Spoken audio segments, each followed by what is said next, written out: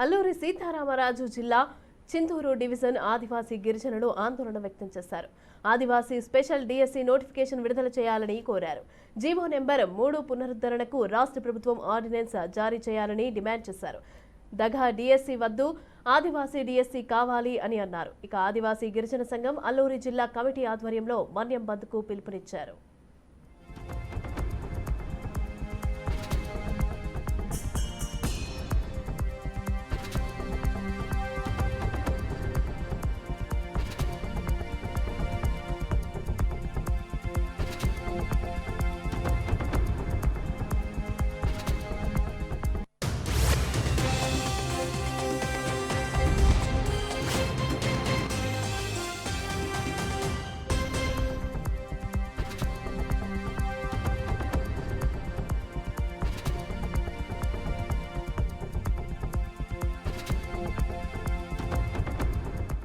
మన్యం మొత్తం కూడా ఏజెన్సీ బంద్ చేయడం జరుగుతూ ఉంది.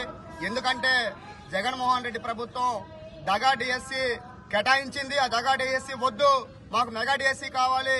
ఆదివాసీ నిరుద్యోగులు చాలా మంది ఉన్నారు.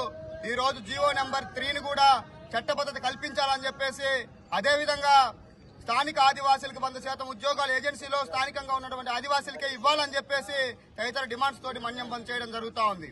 ఒక పక్క మొత్తం ఆదివాసీ నిరుద్యోగులు ఉద్యోగాలు లేక కూలి పనులకు వెళ్తా ఉంటే, మరో పక్క జీవో నెంబర్ 3ను రద్దు చేసి ఈ రోజు చాలా దారుణంగా ఆదివాసీల పట్ల వివక్ష చూపిస్తా ఉంది ప్రభుత్వం.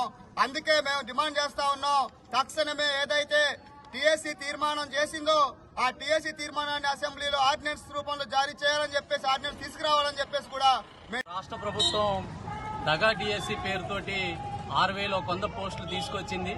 ఏజెన్సీ ప్రాంతంలో ఉన్నటువంటి గిరిజన నిరుద్యోగులందరూ కూడా ఈరోజు మాకు స్పెషల్ డిఎస్సిని ప్రకటించాలని చెప్పి రాష్ట్ర ప్రభుత్వాన్ని డిమాండ్ చేస్తా ఉన్నారు. అదేవిధంగా ఏదైతే ఏజెన్సీ ప్రాంతంలో 100% ఉద్యోగాలు ఇక్కడ ఉన్నటువంటి స్థానిక గిరిజన యువతకి ఇవ్వాలని చెప్పి గతంలో 3GO ఉంది. ఆ 3GOని కేంద్ర ప్రభుత్వం సహకారంతో సుప్రీంకోర్టు కొట్టేసింది. ఆ 3GOని తీసుకొచ్చే దాంట్లో కూడా ఈ రాష్ట్ర ప్రభుత్వం ఆర్డినెన్స్ రూపంలో తీసుకురావాలంటే చాలా నిర్లక్ష్య ధోరణి వ్యవహరిస్తా ఉంది.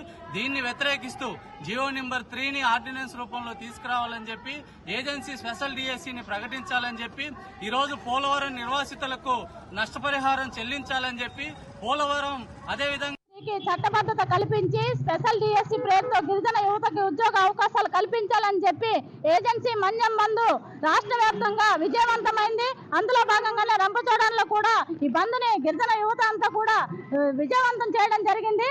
ఇప్పుడు రాష్ట్ర ప్రభుత్వానికి గిరిజన ప్రజానీకంగా మేము ఒకటే అడుగుతా ఉన్నాం, స్పెషల్ డిఎస్సిని ప్రకటించాలి, గిరిజన యూనివర్సిటీలు ప్రకటించాలి.